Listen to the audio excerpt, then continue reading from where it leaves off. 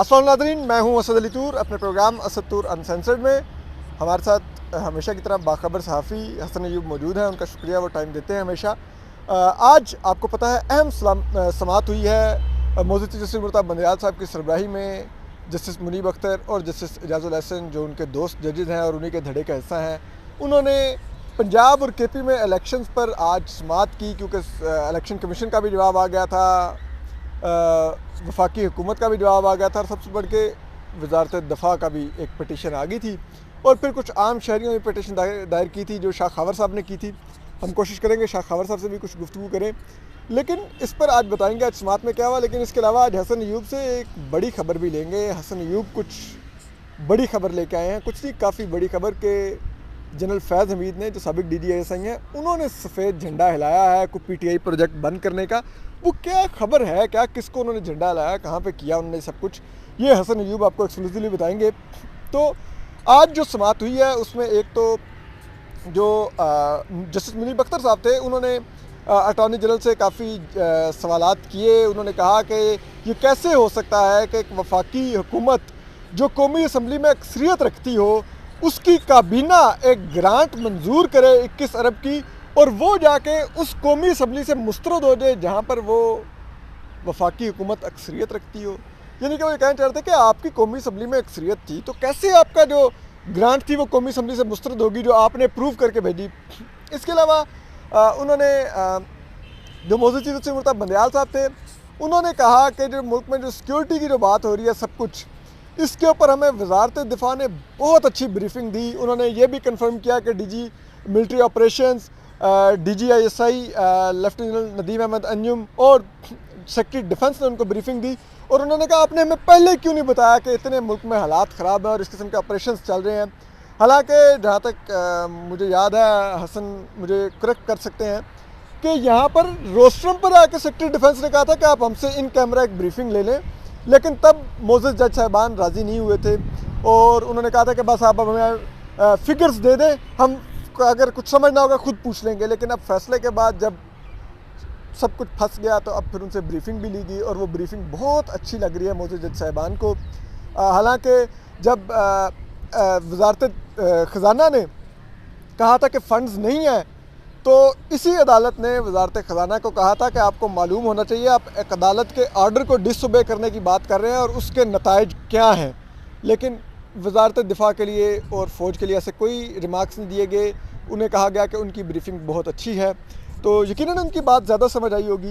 अब यह है कि अब अदालत ने तमाम सियासी जमातों को नोटिस किया है और ये उन्होंने जो शाह खवर साहब जो एक प्राइवेट सिटीज़न के वकील थे, जिन्होंने कहा कि अदालत सियासी अमल को आगे बढ़ने दे और तमाम जमातों को मुज़ाकरात का मौका दे ताकि वो आपस में कंसेंसस से कोई डेट तय कर सकें जिस पर मोअज़्ज़ज़ जस्टिस मुर्तज़ा बंदयाल साहब ने कहा कि ये बात तो हमें आज की गई है, पहले क्यों नहीं की गई। और इस पर उन्होंने तमाम सियासी जमातों के लोगों को कल तलब किया है और उनसे वो डेट लेंगे कि कब तक वो किसी नतीजे पर पहुँचते हैं, वरना 14 मई ही अभी भी वो कह रहे हैं कि हतमी तारीख है। पता नहीं 14 मई कैसे हतमी तारीख रह गई है। हसन अयूब मौजूद है। सॉरी हसन, थोड़ा लंबा इंट्रो हो गया। आप आज की समाअत को देखकर क्या आपको लगा, क्या आपकी नज़र में अहम था आज की समाअत में? आज की समाअत में पहले तो मैं समझा शायद शामी गरीबा हैं। अच्छा। हाँ, मैं आया हूँ तो मैं बिल्कुल तो चेहरे बड़े सब लोग संजीदगा थे, बड़े ही खामोशी थी। फिर मैंने कहा नहीं शामी गरीबा नहीं, शायद रोज़ा लगा हुआ है। अच्छा, किस किस को रोज़ा लगा हुआ है? वो मुझे रोज़ा लगा है शायद। रोज़ा आपको पता है आखिरी जब रोज़े चलते हैं, आखिरी इशरा के आखिरी रोज़े आते हैं तो फिर वो आवाज़ें बड़ी बुझी बुझी होती हैं। एक वो जो है ना वो गंज गरज जो है ना आवाज़ में, वो इस मरतबा नहीं देखी गई।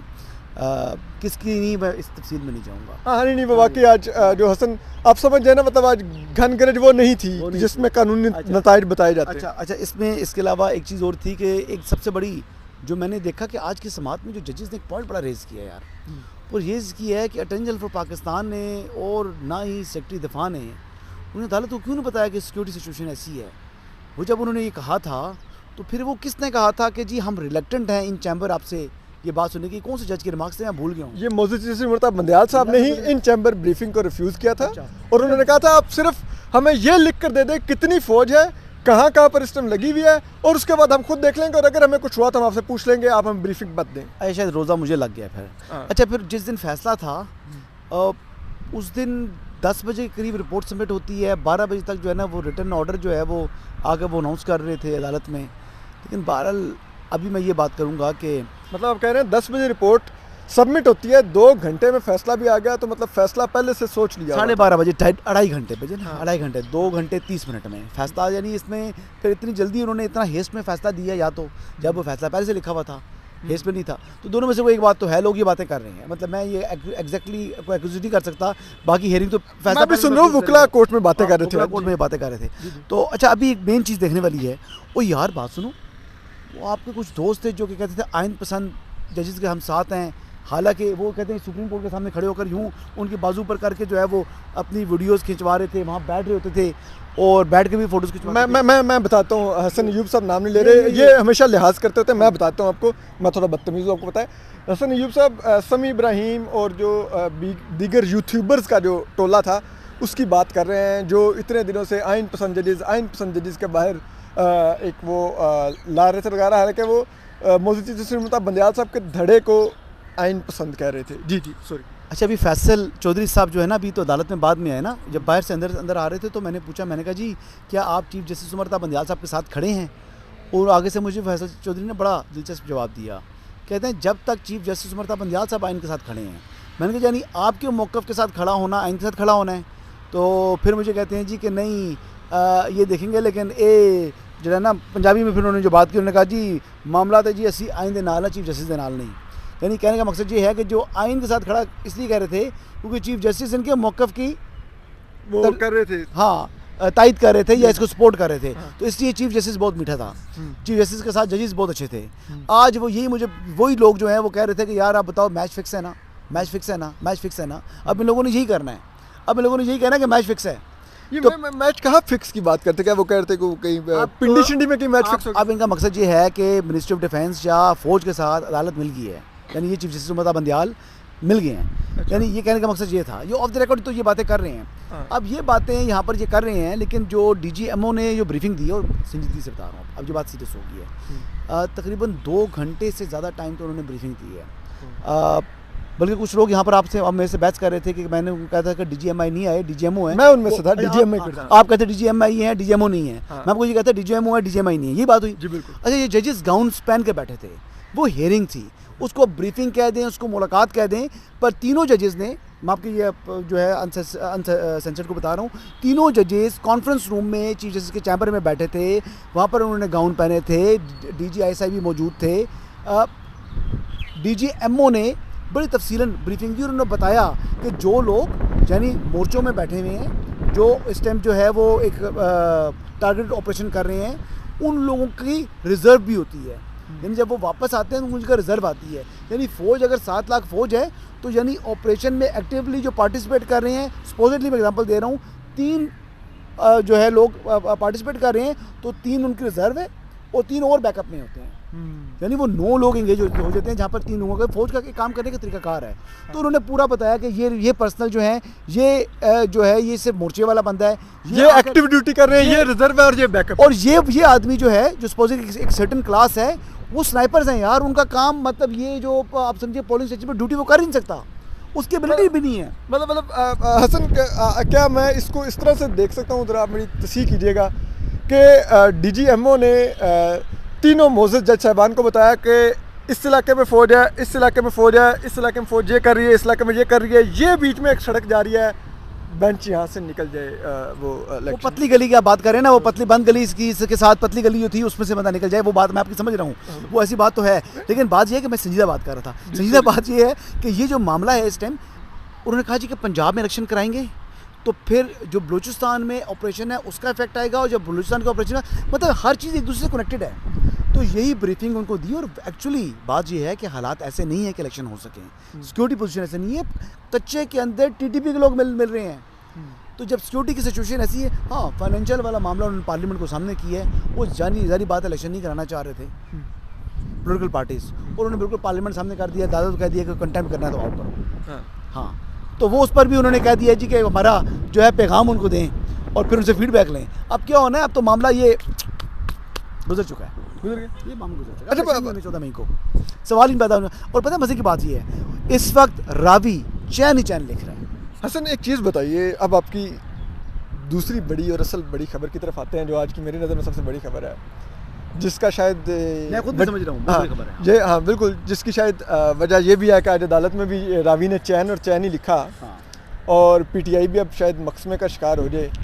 वो है कि आप कह रहे हैं, आपने ट्वीट भी किया है कि साबिक DGI लेफ्टिनेंट जनरल रिटायर्ड फैज़ हमीद ने सफ़ेद झंडा खड़ा कर दिया है और कहा है जी कि पीटीआई प्रोजेक्ट से मेरे हाथ हैंड्स अप। है। हाँ हाँ, वाइट फ्लैग हो ये कैसे, क्या है ये खबर? 100% ऑथेंटिक खबर है।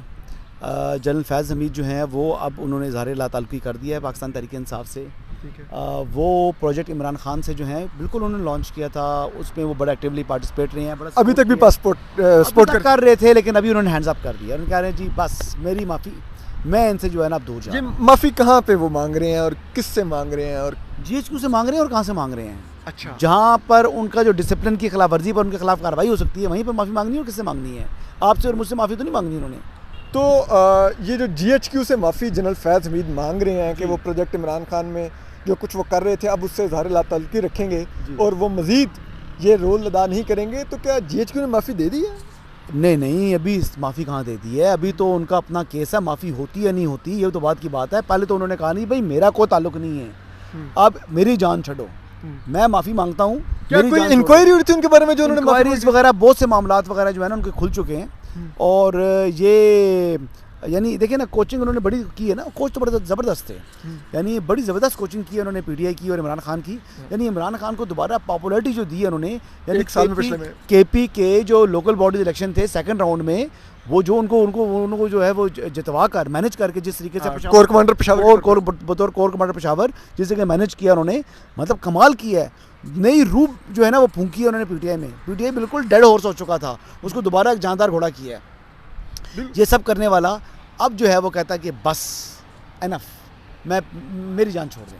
अच्छा हसन, एक चीज़ बताइए, ठीक है उन्होंने माफ़ी होगी नहीं होगी कोई हतमी बात नहीं है, लेकिन मैं एक बात करना चाहता हूँ, आप आइन तोड़ें, आप सियासत में किरदार अदा करें, आप सियासी हुकूमतों के तख्ते उल्टें, आप वज़ीर आज़म को डिसक्वालीफाई कराएं, लाइफ टाइम एक बंदे को सादिक और अमीन दिलवाएं, और उसके बाद वो जो सादिक और अमीन है वो आके मुल्क को तबाह कर दे, मुल्क को सियासी तौर पर तकसीम कर दे, मुल्क की अदलिया को तकसीम कर दे, और इसके फार रीचिंग कॉन्सिक्वेंसेस हैं।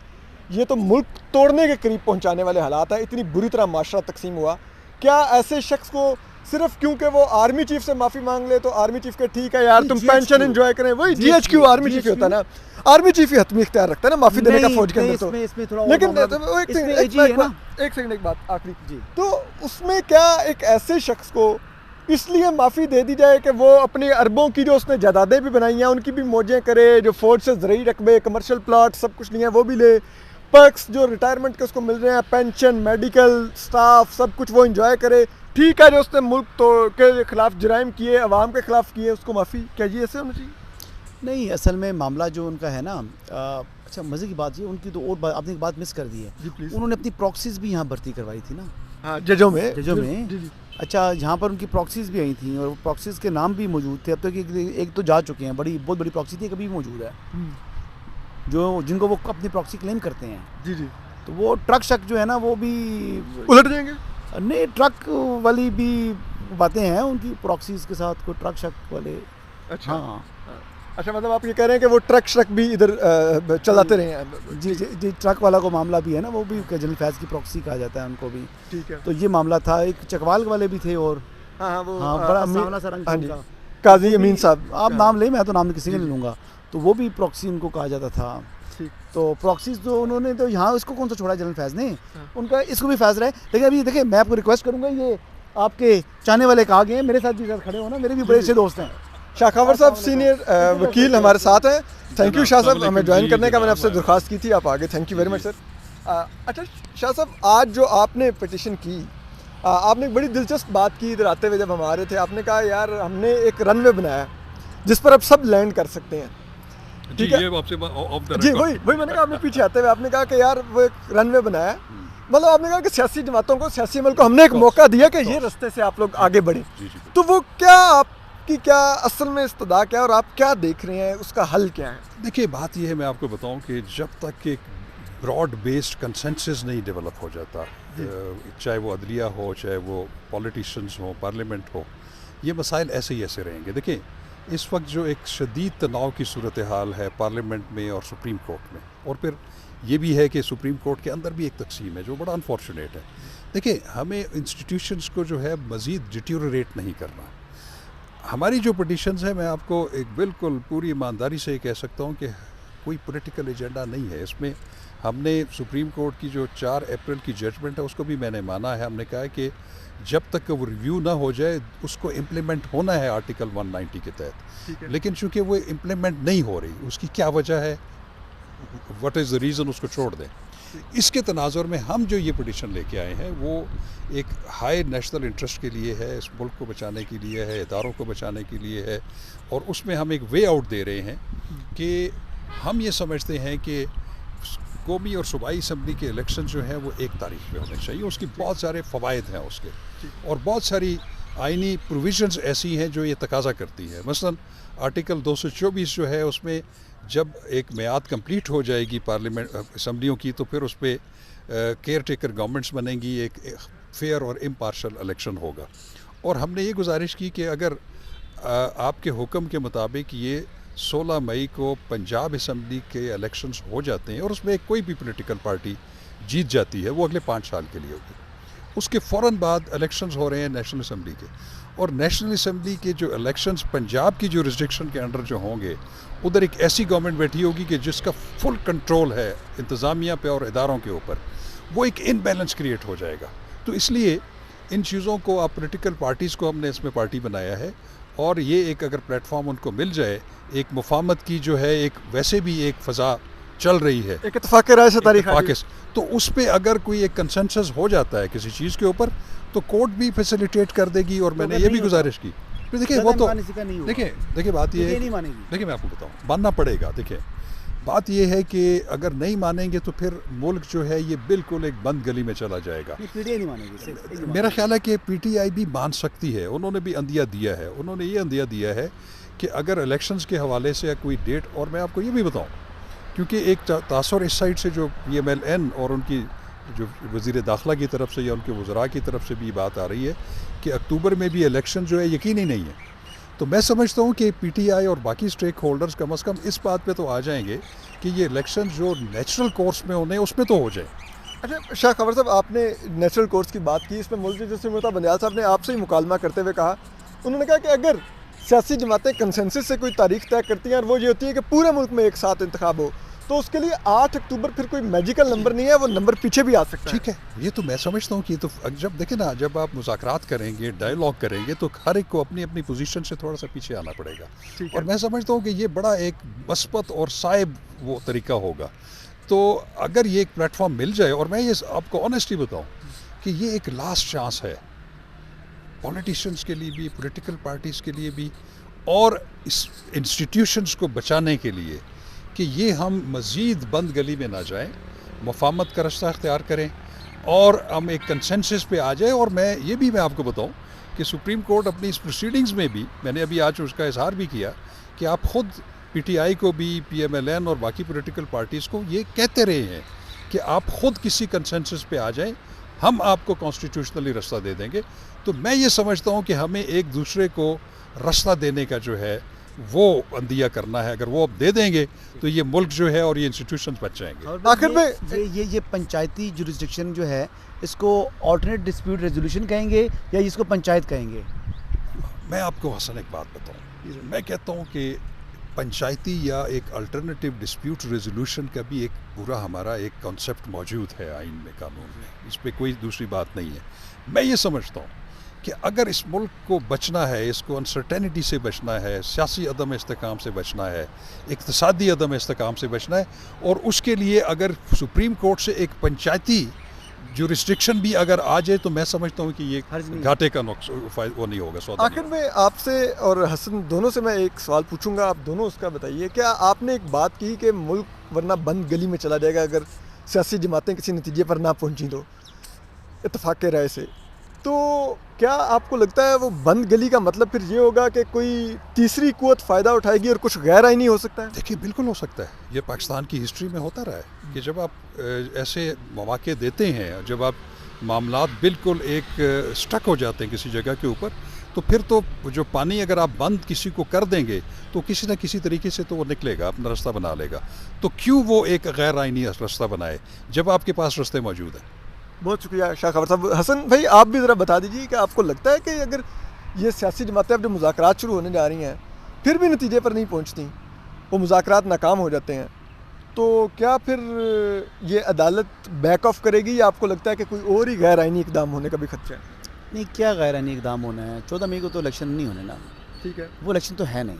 ठीक है। और यानी कंसेंसस तो पॉलिटिकल पार्टीज़ में कहाँ होगा? जो ये देखो सोचने की बात है ना, ये अदालत को भी समझना चाहिए कि जो जमात पार्लियामेंट में नहीं बैठ सकी उनके साथ, इस हुकूमत के साथ पार्लियामेंट में नहीं बैठ सकी, उस शख्स की इतनी बड़ी ईगो है, वो कहाँ इनके साथ बैठ कर इलेक्शन की डेट को तय करेंगे? कभी भी नहीं होना ये। वो कह रहे हैं कि 14 मई को पंजाब के इलेक्शन अगर कराने हैं तो वेल एंड गुड, नहीं तो वो रास्ता है और फिर हम सड़कों पर आएंगे। ये बड़ी स्टेटेड पोजीशन है। पीटीआई डायलॉग्स के ऊपर नहीं आएगी, मुज़ाकरात पर नहीं आएगी, ना मुज़ाकरात होने हैं, अगर हुए भी तो कामयाब नहीं होने, और अगर इनकी इंगेजमेंट हुई तो उसने पहले पता नहीं एनआरओ मांग लेना है कि हमारे खिलाफ मुकदमा, जिस तरह वो रोना धोना शुरू कर दिया था। अभी फैसल जो सब कह रहे थे कि वो हमारे लोग उठा रहे हैं। वो फिर राना सनाउल्लाह सियासतदान है ना, बस उसने तो सियासी बयान देने हैं ना। आप उसको इंटीरियर मिनिस्टर की को उसने दफ्तर में बैठ कर उसने स्टेटमेंट तो नहीं दिया कि इनको अरेस्ट करने का ऑर्डर कर दिए हैं। वो सियासी बयान देता है, हर सियासी जो होता है लीडर वो उस तरह के बयान देते हैं। तो मेरे ख्याल के मुताबिक इनके कंसेंसस नहीं होने, ये पंचायती जुरिस्डिक्शन इस्तेमाल होगी और उसके बाद फिर कहेंगे जी हमने इनको सुन ली है, क्योंकि ज़्यादा सियासी जमातों का ये मौक़िफ़ है, इसलिए हम ऑर्डर कर रहे हैं कि 8 अक्टूबर को इलेक्शन करा दें। 8 अक्टूबर को इलेक्शन का ऑर्डर आ जाएगा। हसन का जो अभी भी खबर यही है कि 14 मई को कोई इलेक्शन नहीं है, जो कि वैसे हसन की बात नाउ मेक सेंस। और जो दूसरी बात वो कर रहे हैं कि ये तमाम मुज़ाकरात भी नाकाम होंगे और उसके बाद फिर सुप्रीम कोर्ट ऑर्डर देगी कि जब सियासी जमातों में इत्तफ़ाक़ राय नहीं है और ज़्यादा जमातों की राय 8 अक्टूबर है, तो फिर 8 अक्टूबर को इंतखाबात हैं, जब मोज़ी चीज़ मुर्तज़ा बंदियाल साहब खुद रिटायर हो चुके होंगे। अपना ख्याल रखिए। अल्लाह हाफ़िज़।